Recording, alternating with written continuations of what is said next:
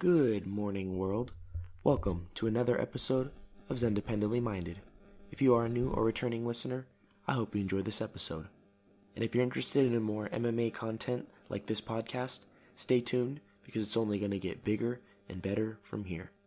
And be a good person and just share Xendependently Minded with anybody you know, like, or love, because the podcast is about to delve into things that are bigger and better and more important than just MMA. So soon enough, this podcast is going to be it's not just going to be combat sports.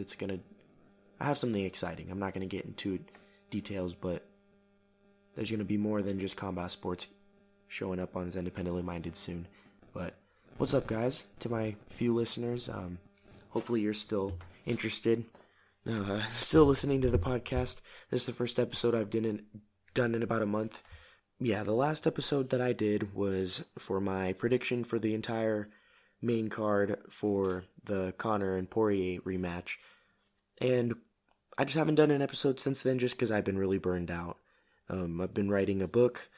I've been writing actually a few books, taking notes on a few books. I have work, and I just felt a little burnt out. I feel that I've been pretty consistent with the podcast over the past year because I've only been doing it about a year.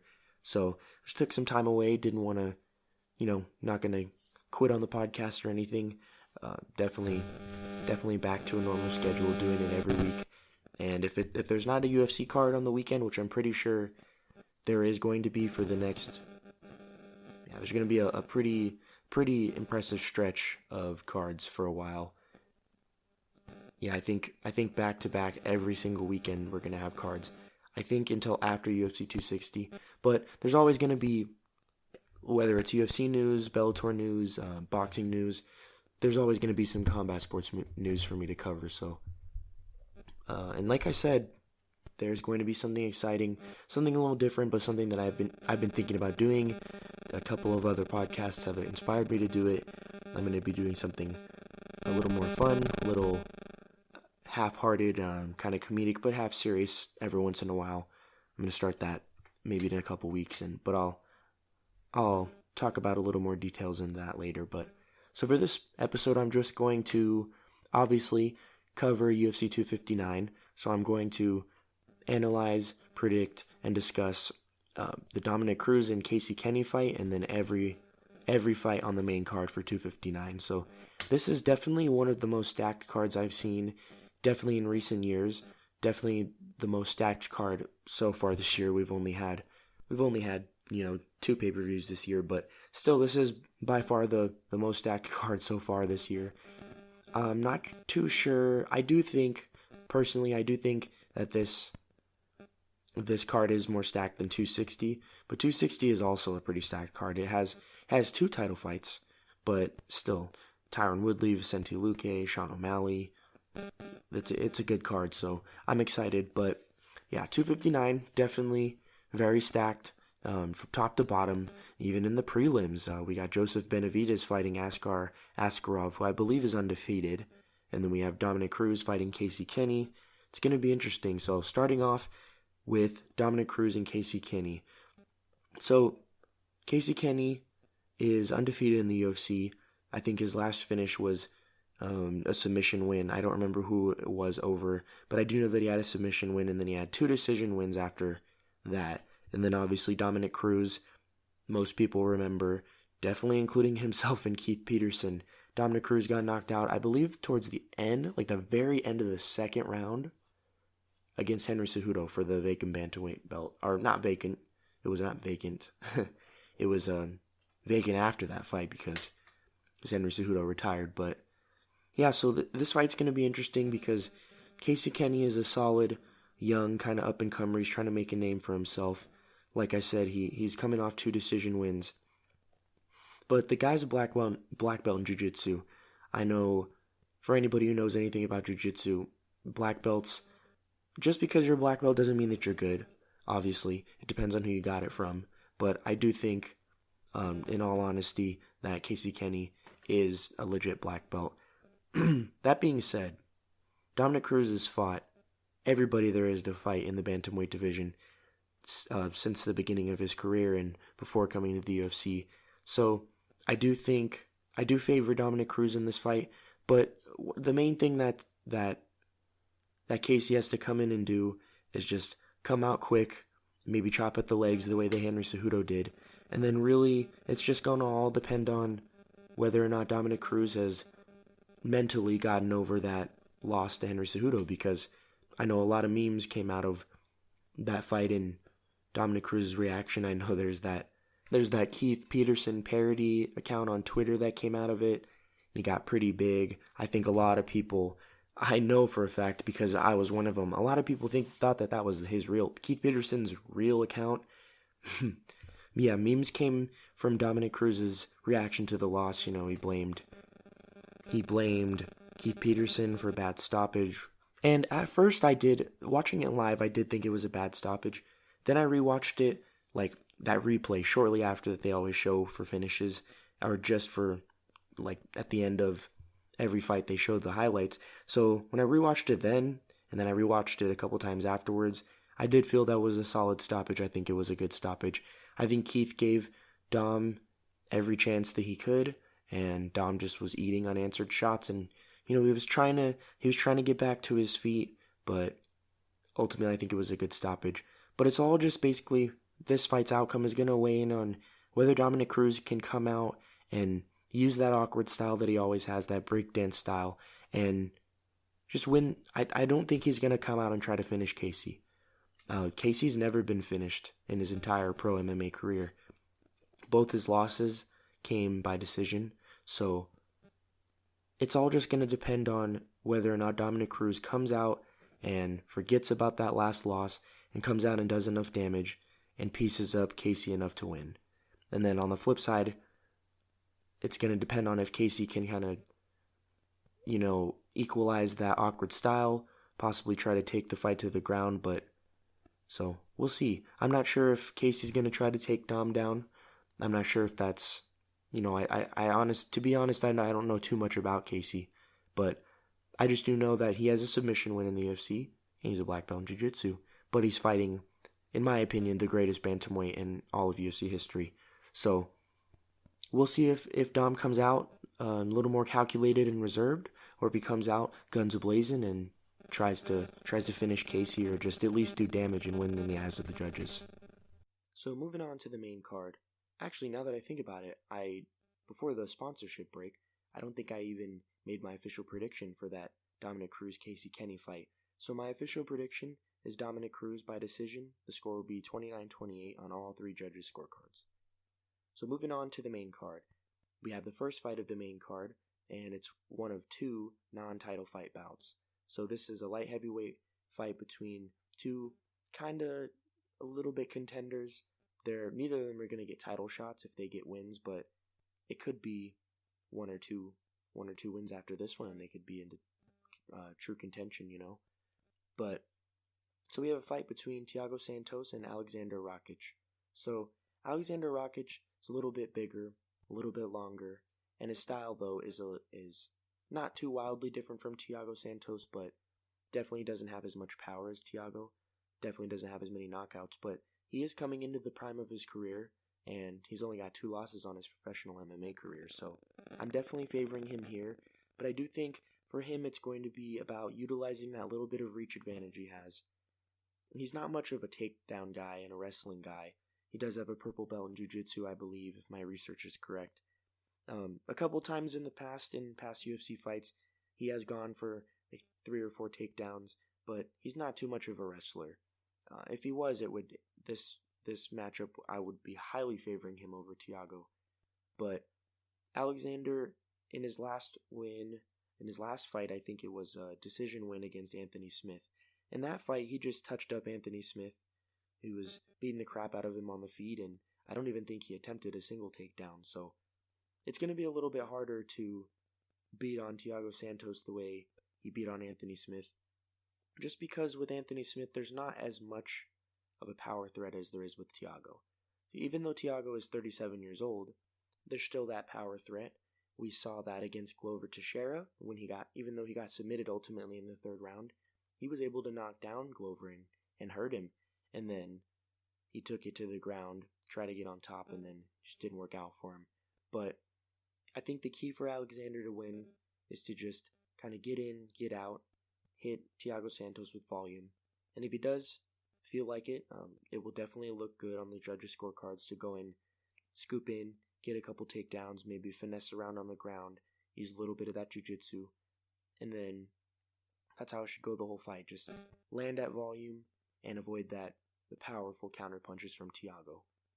And then on Thiago's side, Thiago, he doesn't have that speed advantage. He doesn't have that youth advantage over Alexander. But he has power and he has experience.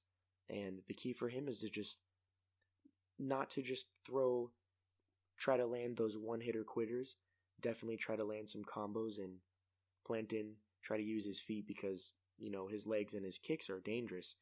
I can't really remember off the top of my head if he used his kicks as much against Glover since he was coming off of like a whole year off recovering from that ACL tear against John Jones. But the power is still there, like I've said. So the key for Thiago is to just throw nice combinations and set up that big shot that can ultimately put Alexander away, because we have seen Rakic get knocked down before. It's absolutely possible to land that fight-ending blow. But at the end of the day, just based off of my research and my film study, I do believe Alexander is going to win by decision. Moving on up to the last non-title fight in this card. This is an exciting one. This is going to be a true test for Islam Makhachev as he faces off against Drew Dober. So Islam, everyone knows really who he is. He's got a big following on social media, at least from like Russia and Dagestan, but he's a guy I think he's related to Khabib. If not, they're very close, and he's trained together with Khabib and under Khabib's dad and all that.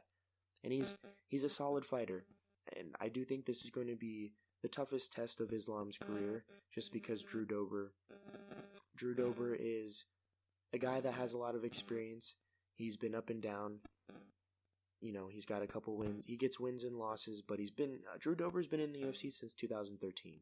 He's got one knockout loss, couple submission losses. A lot of decision losses, though. And most recently, Drew Dober knocked out Alexander Hernandez, which is something that I think everyone enjoyed seeing because, Alexander Hernandez is not the most liked guy in the UFC. That trash talk of Cowboy kind of came out of left field, and, we all saw and definitely remember what happened. And if you don't remember, if you have a Twitter, refresh on Twitter every time there's an Alexander Hernandez fight coming up, and you'll see that knockout skid that he's been going on. Anyway, moving back on to the topic at hand. Drew Dober, he's been in the UFC for a long time. Surprisingly enough, he's been in the UFC only a couple years longer than Islam. It's just Islam is not as active. It's totally possible because Drew Dober is on a 3 knockout win streak right now. Drew could be seeing a revival in his career. I know it's not too late. He could still be in his athletic prime. He's only 32 years old.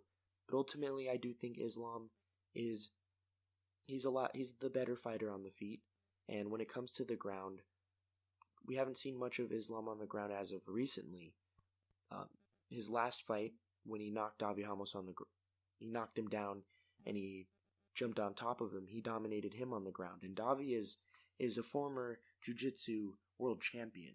So this is a guy that has dealt with skilled, experienced people on the ground in Islam. Islam is solid on the ground, and he's got that Sambo background.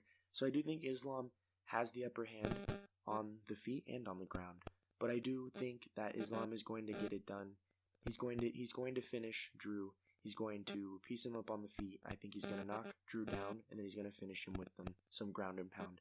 I think that'll happen in the second round. So, moving on to the very highly anticipated Bantamweight title bout between Petr Yan and Aljamain Sterling.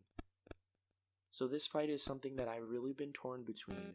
I've been watching both guys' UFC careers, and then I've gone back to Petr Yan's career before the UFC, before he got into the best MMA organization in the world. So this is going to be interesting. I think that it can go one of two ways. I think that Petr Yan can finish Aljamain Sterling on the feet, but I also think Aljamain can. I mean, this is really obvious.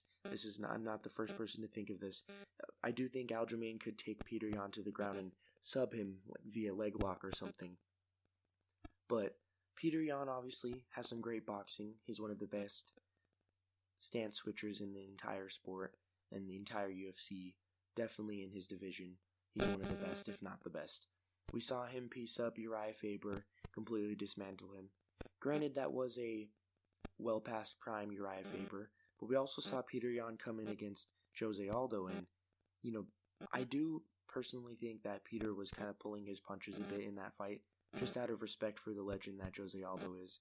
But in the end, we saw Peter beat Jose Aldo, knock him down, and then, for some god-awful reason, for some unknown reason, the ref let Jose take 1,000 unanswered shots. But so far in the UFC, in Petr Yan's UFC career, we haven't really seen him get tested or have too much resistance.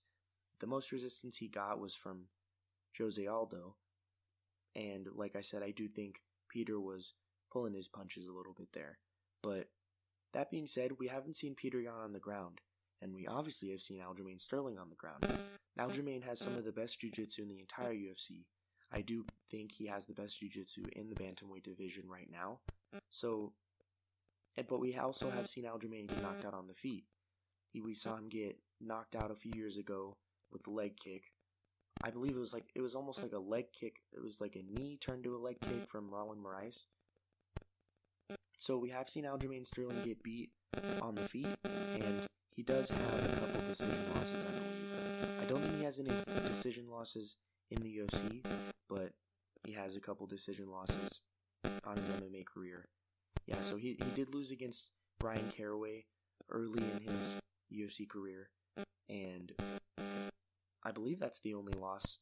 So he only has 2 losses in the UFC, one by knockout, getting knocked out by a killer in Marlon Moraes, who I believe should move up to 145, but I could talk about that another time. So, that all being said, we have a submission artist, a guy who's he's absolutely a killer on the ground. He's been able to completely wipe out and erase people who are killers on the feet, like Corey Sandhagen. He just completely drowned Corey with pressure. He stuffed him, suffocated him, took him down, and then submitted him really quick. And Corey Sandhagen is a great fighter. He's a great talent. At the time when he fought Aljamain, he was undefeated in the UFC, and I believe he was the favorite in that fight. So we've seen Aljamain Sterling equalize violent, dangerous strikers, but we've also seen him get equalized and get knocked out. So it's happened before, and I've just been so torn, and this is the reason why the odds are so even with these guys. This is a fight that could go either way at any moment in time. But what I'm leaning towards is Petr Yan knocking out Aljamain Sterling after figuring him out a little bit into the 3rd or the 4th round. I do think he's going to catch him with a straight left or a straight right hand. You can't really tell when it comes to Petr Yan. It's because the guy switches stances all the time. But I do think Aljamain is going to try and fail quite a few times through the first 2, 3, and 4 rounds even. And he's going to kind of get tired. And I think Peter's going to pick him apart. And eventually that lack of cardio, or that lack of energy, because I'm sure Aljamain trains super hard, and I'm sure he trains his cardio, but he probably trains on the ground a little more. And when he's unable to take Petr Yan down, which I think is going to happen, he's going to get tired. He's going to get sloppy. His defense is going to break down, and I think Peter is going to knock him out. I think he's going to knock him down and then possibly proceed to ground and pound him, because at that point Aljamain's jiu-jitsu is not going to save him. That's if I can say that I'm confident in the slightest, like maybe the 0.1%, that's what I'm going to lean towards. So Petr Yan, 4th round knockout. Moving on to the co-main event, we have a women's featherweight title fight between Amanda Nunes and Megan Anderson. So this is a fight that, unlike the previous fight, it's not close at all. I don't think there's much of a chance for Megan Anderson. I'm just going to be completely honest. If I was to ever bet, I've never bet on fights before. I've never bet on sports, period. I know I've made verbal bets with people before, but I've never put money in. and I definitely don't plan on it now. But if I was to, I'd put in money for Megan Anderson because she's such a big underdog. But just looking at what Amanda Nunes' strengths are, which are wrestling, and what Megan Anderson's weaknesses are, getting taken down. I'm not going to say that she's got the worst takedown defense, but Holly Holm took her down a couple times. And if Holly Holm, who is a smaller, weaker, definitely an inferior wrestler compared to Amanda Nunes,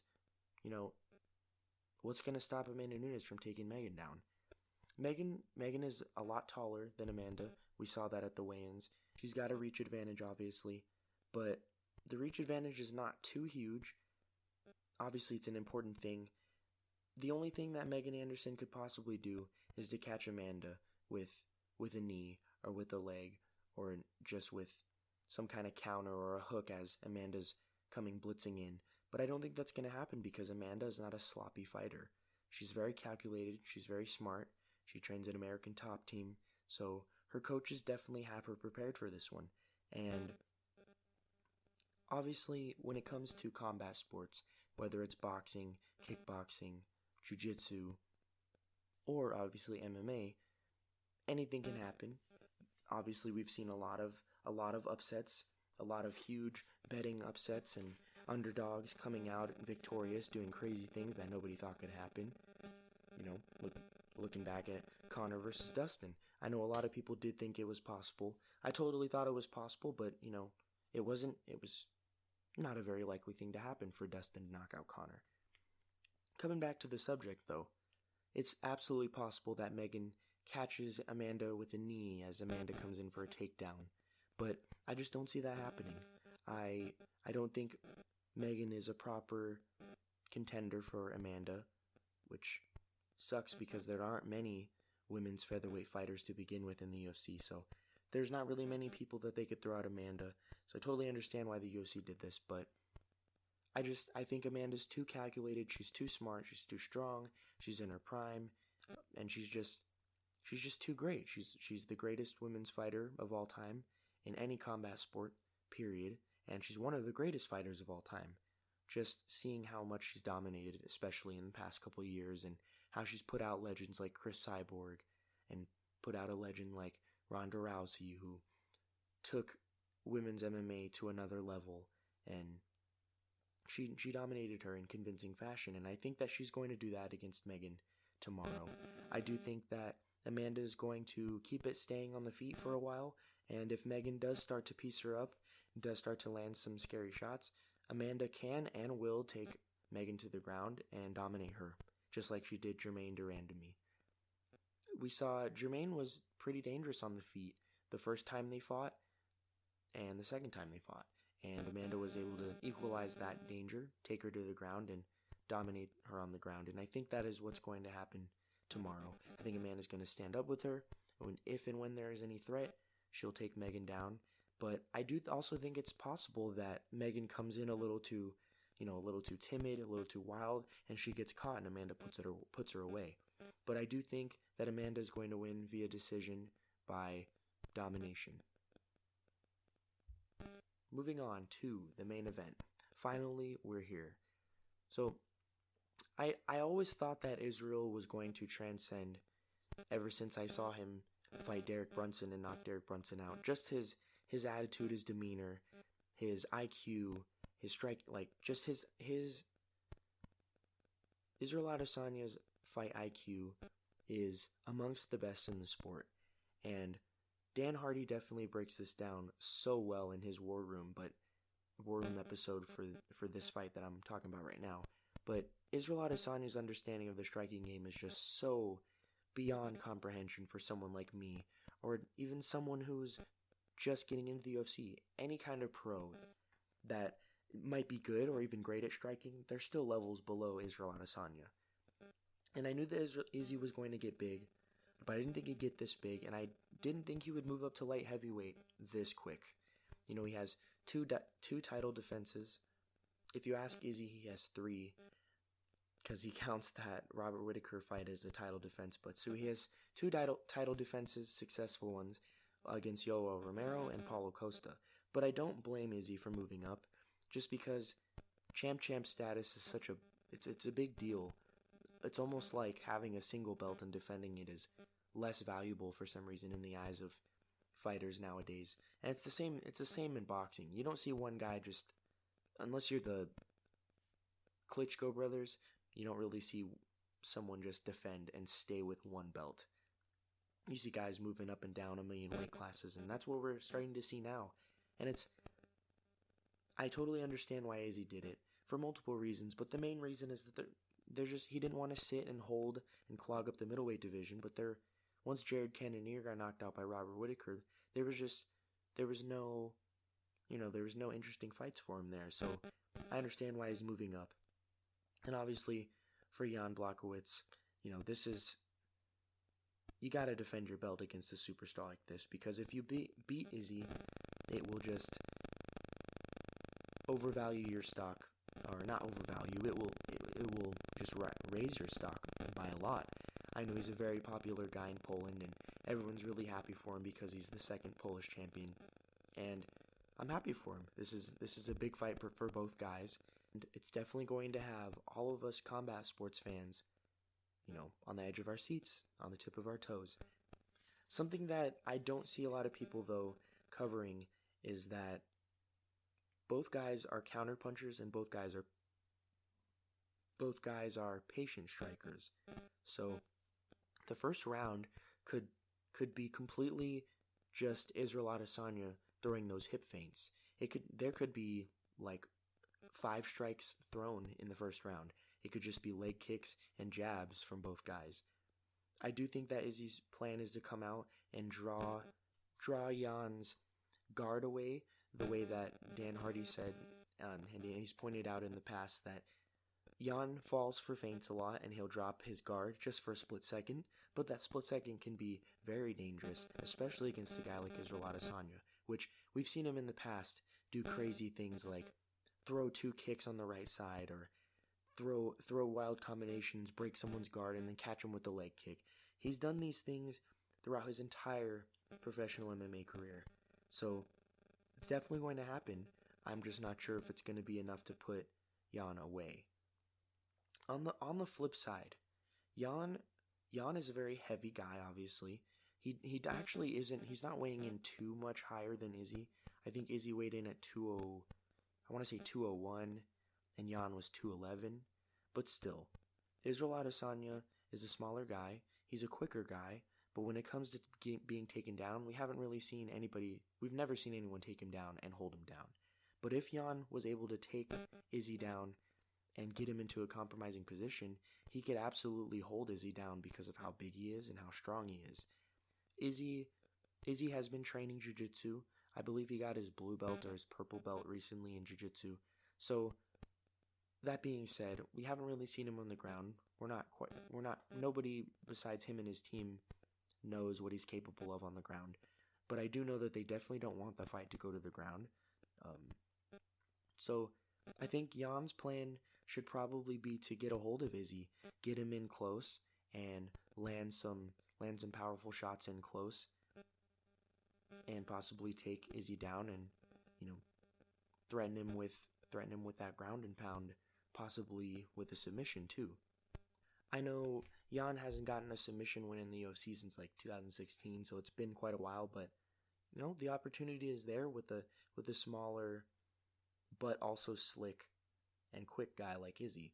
So I do think the strengths and definitely the keys for victory for Jan are closing the distance, watching out for those leg kicks, and trying to take the fight to the ground, and kind of trying to win the control battle for sure. But definitely for Jan, he's going to try to go out there and knock out Izzy, and Izzy's going to try to go out there and not get knocked out. So the key for Izzy, I think, is to keep the distance, use a lot of those feints, and then chop the wood, whether it's body kicks, leg kicks, or head kicks. I do think that Izzy is going to come out and he's going to be victorious. I think he is going to pick Jan apart. I've been saying that a lot in this episode. I've noticed that. Also, I've been playing this audio back and I've noticed there's been a little bit of glitch. So hopefully I can remove that and edit that out, but I'll figure out what's going on with my mic and figure something out for the next episode, because definitely don't like that glitching sound. But at the end of the day, I do think that Izzy is going to pick apart Yan on the feet. He's going to avoid being taken down. I don't think he'll be taken down at all. And I think once Izzy starts to really chop at the legs and chop at the body and maybe even cut Yan from an elbow or from a kick or a jab, I think that Jan's going to start to get desperate. He's going to start to go for takedowns. Izzy will make him tired by denying him those takedowns, and then he will eventually just start to tee off on him in the 3rd, 4th, and 5th rounds. And I don't think he's going to finish Yan, but I do think he's going to win in dominating fashion, possibly 50-45, or maybe even 49-46. That's what I'm going to lean towards. So Israel Adesanya will become the 5th, I believe, double champ, or 5th fighter to hold a belt in 2 weight classes. I think he's going to do that by decision. Thank you for tuning in on this episode of Xendependently Minded. Let me know what you think's going to go down at UFC 259 this Saturday or Sunday if you're in Europe like me. And thank you for listening. Stay safe and stay away from those crazies out there.